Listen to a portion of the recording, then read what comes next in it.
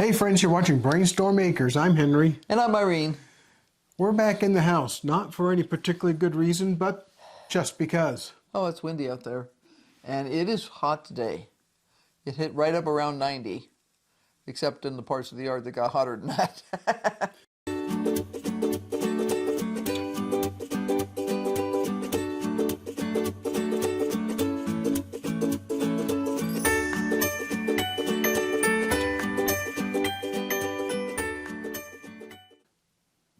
You may have noticed some footage that we've done over the past couple of days about the Ranch House Cafe here in Ash Fork being the object of a restaurant makeover by Robert Irvin and his crew for Restaurant Impossible.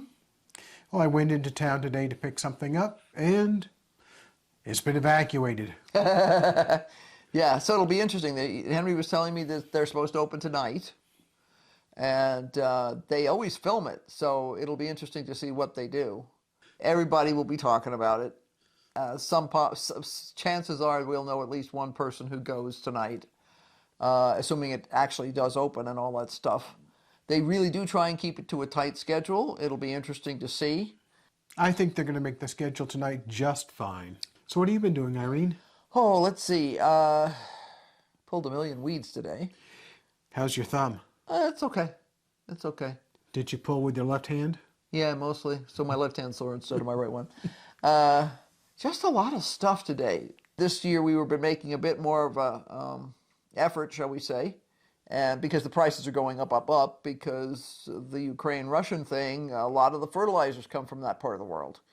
So with limited availability in the United States, you know, and we use natural fertilizers, but that's still, anytime you eliminate one part of a market, it's going to slide and bite the other part. You know, our friend Al has been helping by painting our house and Irene's studio and the utility building, and I'm pretty sure he's going to wrap up tomorrow. That's great because it's nice to have all of that done. Yeah, well, we still have a little bit left to do. That he can't do a couple of things until we finish a couple of other projects. But those projects are definitely going to have to wait until after the event that we have at the end of the month, because we just, you know, we've got too much to do between now and then.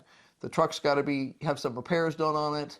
We've got to repack the truck because it hasn't been used in 2 years, and reevaluate what we're taking with us. Yeah, so a number of people have asked about my leg, and I've had an issue with my knee and my hip on my left side. It all came about because I twisted my ankle, yes, 27 years ago, on my right side. And periodically that ankle acts up. Well, when it acts up, then I compensate by walking differently on the left side. And I had a lot of stuff to do, and I kept on doing it. And my knee got more sore, my hip got more sore, and finally, I sat on the sofa with my foot up for a while. Now, I can't do that all the time, but doing it for a couple of days is helping. And now I can get around all right. I'm careful because I don't want to injure it more right before we have to go on an event. Yeah, because we've got to go no matter what, and you know, we actually need 2 able-bodied people. Well, that means a half of you and a half of me, so who are we going to get for the other half? Yeah, well, that's part of the problem. As merchants, we come in a day before the majority of the population. So we'll look around and see if we can find anybody to help, but we'll just probably have to work a little slower than usual. Hey, you know what? We need to talk about poop. Poop. Humanure. Oh, yeah, you did get a couple of questions about that recently. We've had a series of questions that have come in over the past several weeks because we put out a show talking about, is humanure legal? And the answer is a qualified maybe. Depends on where you are. Really depends on where you are. For example, here in the county we live in, it was no problem up until a few years ago. And the reason, you know, people are like, oh, the county's picking on us, this, that, the other thing. Okay. Years ago, I want to say 4 or 5 years ago maybe, one of the guys down in the south part of Arizona took videos of flash floods that came through his property. He had no idea that the flash floods could be that big. You know, they can easily run, definitely in the southern part of the state, you can get a foot of water washing over a piece of property. You can get pretty more easily. than that down here and in the draw that we've got. You know, I mean, it's the reason the counties are picky about this stuff is not because they're trying to screw the ordinary guy on the beach. It's because it only takes one flash flood to create a major environmental disaster. Yeah, well, a lot of people look and they say, well, it's in the desert, there's nobody around, there's not a lot of stuff to go on. But the problem is, if you don't build these composting piles the right way and up off the ground, up off the native soil far enough that they won't have water going through them and washing the compost pile and its contents downstream, you're going to have some potential problems, and nobody really wants to be dealing with somebody else's poop. You know, you can compost human waste just fine. There's a lot of ways to do it. One way that still works in our county is a composting toilet. That's a dry toilet inside your home or your building, wherever it is, and that will compost the fecal matter. So the poop.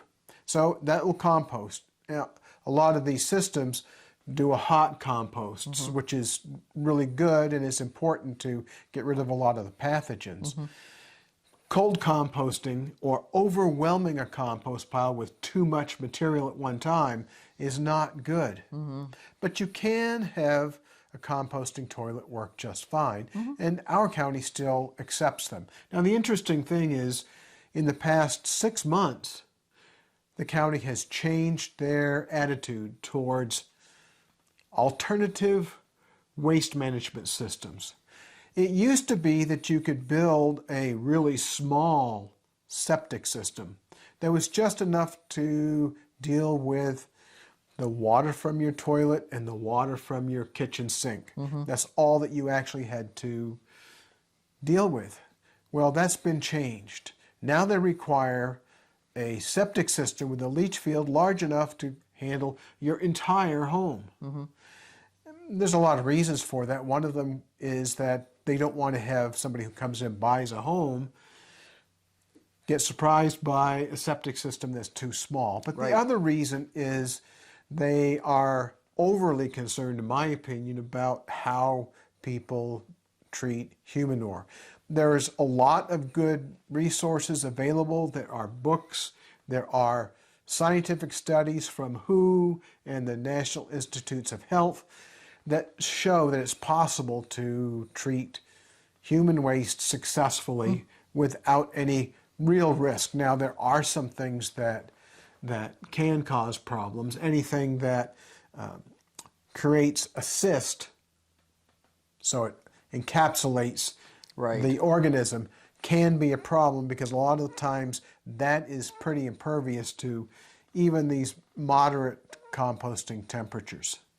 But the real problem is that people take a composting system that works well, let's say in South Carolina or North Carolina or Georgia, and then they try to apply it in the desert. There are people that we know who use a human manure composting pit, and he collects buckets all year long, and then he dumps all of the buckets, all 50 of them, at one time. And was dumb enough to put this on his YouTube channel. So he puts all of this stuff into the compost pile. It's not been composted, and a lot of times what that's going to do is overwhelm the bacteria that's supposed to be breaking down the waste. Now, the other problem is, if you look at those systems, they rely on leaching into the ground.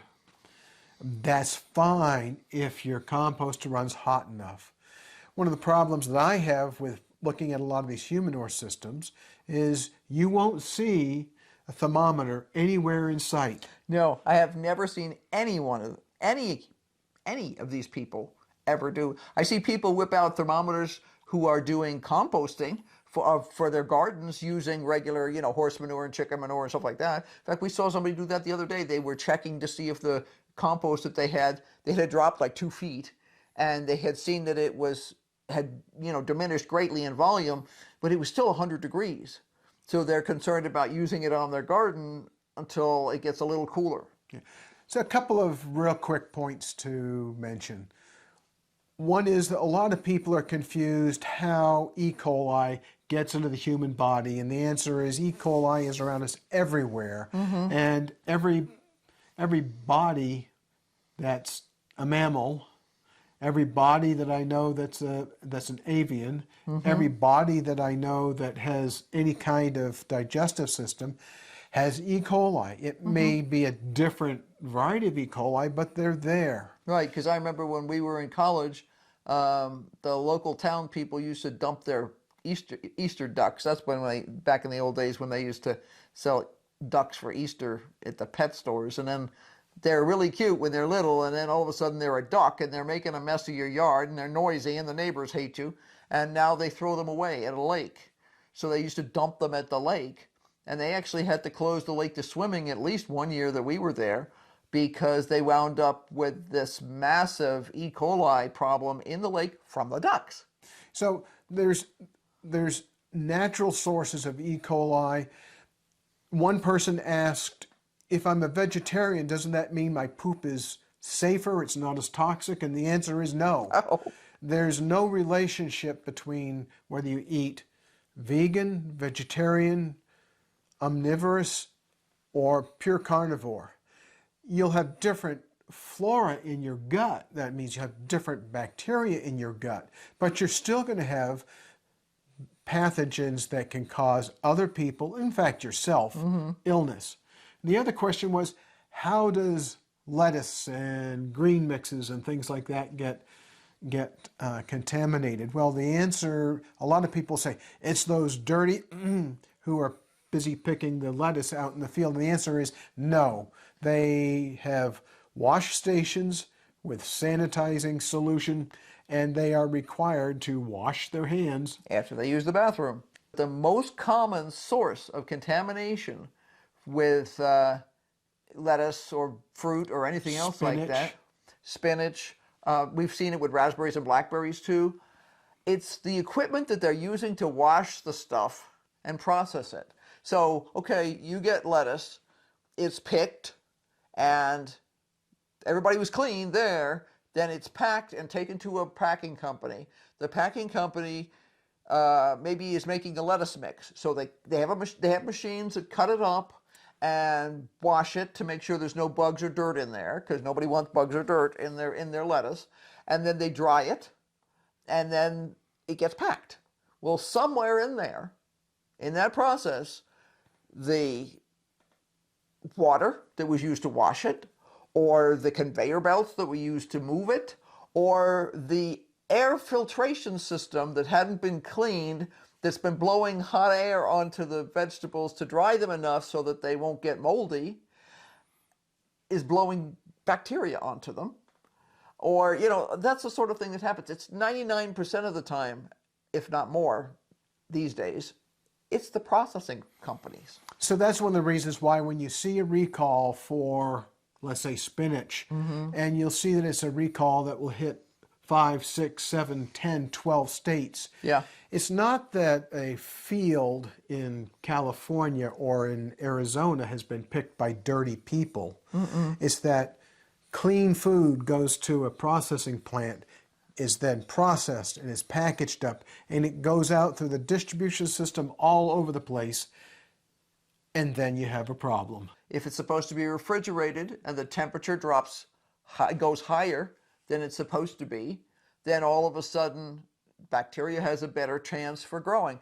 There's things you can do to make things safer, but when you're relying on somebody else, all it takes, I used to run a factory in California that made shelf-stable chai tea, and you could eat off that floor You really could. You could eat off any part of that equipment anywhere. We had a surprise inspection one time, and all you could smell was the spices. I use quaternary ammonia on the floor, which leaves a residue. You never use it on a surface where you're going to be putting food. No. But it's knowing the right stuff to use, and the guy was blown away. You could see your face and every piece of stainless steel in there. So you know what time it is? Yeah, we've been busy. It's like the veggies are growing. We moved a bunch of the brassicas out of the greenhouse and out by the north bed along the house. Yep, that's now our brassica forest. Isa is in love. She just adores that because she can squish in between the containers and lay under there, and it's all shady. And even if it's pretty windy outside, she can be in there. She thinks that's cool. So we'll be telling you more about what we're doing next week. There's a ton of stuff. I have more plumbing to do, more wiring to do. I have some solar panels to get on a rack. So Right. I'm going to need to borrow Irene to check some dimensions out so we have it set up right. But other than that, we have nothing going on. Right. No, it's just crazy busy, and it's all the usual spring stuff, which is clearing out the beds, prepping them, fertilizing Plus them, all the a stuff. screwed up thumb and a screwed up knee. And, Yeah, and which other than that, slows it down. So you know what? It's time to say goodbye, Irene. Yeah, so be sure to like, subscribe, and hit that notification bell because we're going to be doing lots more. I got about a third of what I wanted to do done today, so That's a third more than none. yeah, it is. So until next time, bye. Bye. Keep brainstorming. Yeah, we definitely do all the time.